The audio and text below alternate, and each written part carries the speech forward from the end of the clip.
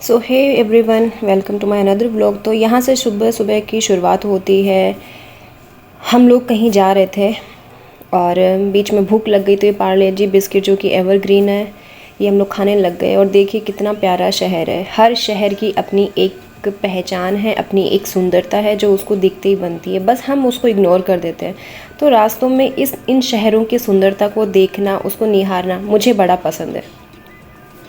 आपको पसंद है या नहीं, ये कमेंट सेक्शन में आप बताइएगा।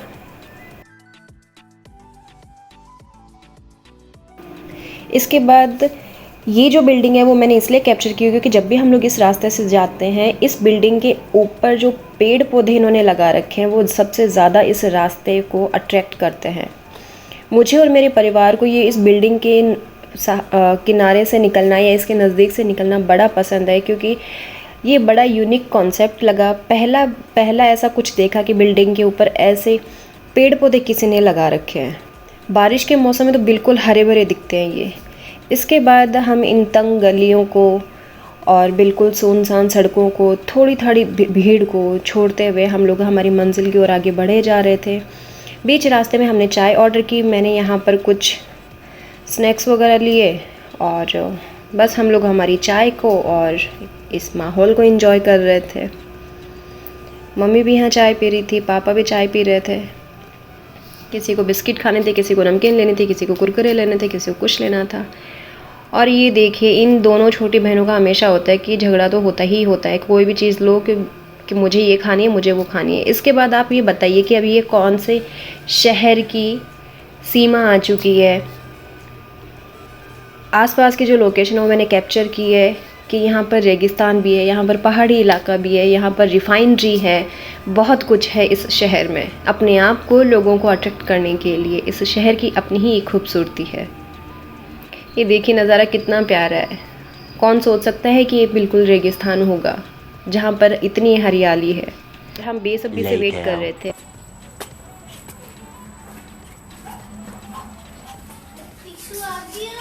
छोटू माऊ, पिक्चर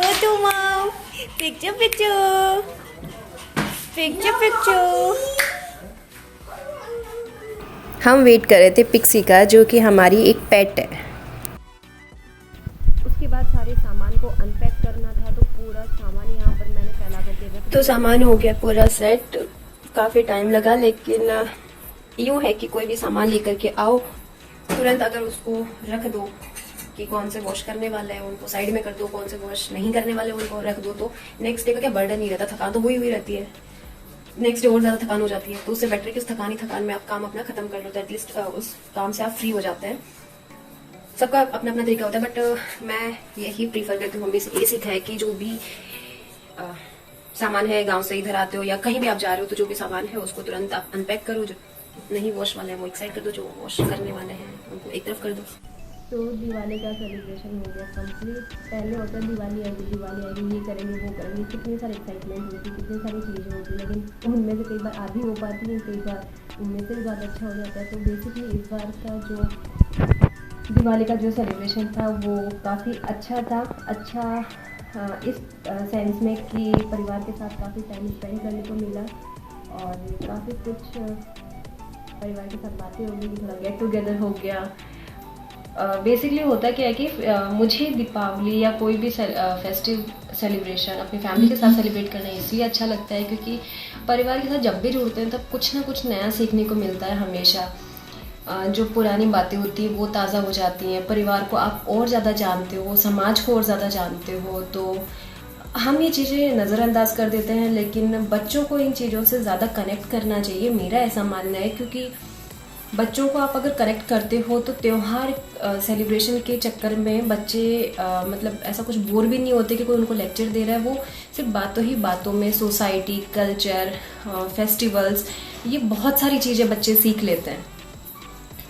परिवार में मनमुटाव होते हैं, परिवार में खुशियाँ भी बहुत सारी होती हैं, लेकिन ऐसे में ये नहीं है बच्चों को कभी सीख ना दें कि वो परिवार से कट जाए, परिवार को इग्नोर करें या उनको अवॉइड करें। परिवार होता है। दुनिया में कुछ और साथ खड़े हो या ना हो, पर परिवार एक ऐसा मतलब परिवार एक ऐसा सोर्स कह लो, या परिवार ही एक ऐसी चीज़ है जो हमेशा आपके साथ खड़ी रहती है। हर कोई साथ छोड़ देता है लेकिन परिवार कभी नहीं छोड़ता, और जो असली मज़ा है वो परिवार के साथ ही आता है। आप बाहर घूम लो फिर लो, लेकिन परिवार के साथ बैठ कर के बस आधा घंटा गपशप कर लो, वो ज़्यादा खुशी देता है बजाय कि आप कहीं बाहर जाते हो घूमने फिरने के लिए। तो हम लकी हैं कि हमें एक ऐसा परिवार मिला है जहाँ सब लोग साथ मिल करके चलते हैं, सब एक दूसरे को इम्पोर्टेंस देते हैं उतनी। और कभी अगर थोड़ा बहुत झगड़े वगैरह हो भी जाए तो ये सीख नहीं मिलती कि आप उनको इग्नोर कर, मतलब उन इंसानों को इग्नोर करो या रिश्तों को इग्नोर करो, क्योंकि रिश्तों को संभालना बहुत बड़ी जिम्मेदारी होती है। उनमें बहुत छोटी छोटी चीज़ों का ध्यान रखा जाता है, बहुत ज़्यादा चीज़ों को इग्नोर किया जाता है। तो ओवरऑल ये था इन 5-6 दिनों के व्लॉग का। अब मुझे नहीं पता आगे वाले व्लॉग कंटिन्यू रह पाएंगे या नहीं रह पाएंगे, क्योंकि अब एक प्रॉपर जो लाइफ चल रही थी, वो जो प्रॉपर रूटीन था वो उसी को फॉलो करना है। अब तक थोड़ा सा मस्ती हो गई इन 4-5 दिनों में, बट मैं कोशिश करूँगी कि मैं इनको रेगुलरली अपलोड करती रहूँ। बट आप लोगों का सपोर्ट चाहिए, लाइक शेयर और सब्सक्राइब। पहले भी प्रीवियस मैंने ब्लॉग में भी बोला है, अब फिर मैं बोल रही हूँ, प्लीज़ इसको देखिए और सपोर्ट करिए। नो डाउट ये मेरी चॉइस है, मुझे पसंद है इसलिए मैं व्लॉग अपलोड करती हूँ, लेकिन उम्मीद तो देखो हमेशा रहती है कि आप लोग सपोर्ट करोगे तो मैं और ज़्यादा मोटिवेट हो करके इस काम को और ज़्यादा अच्छे से करूँगी।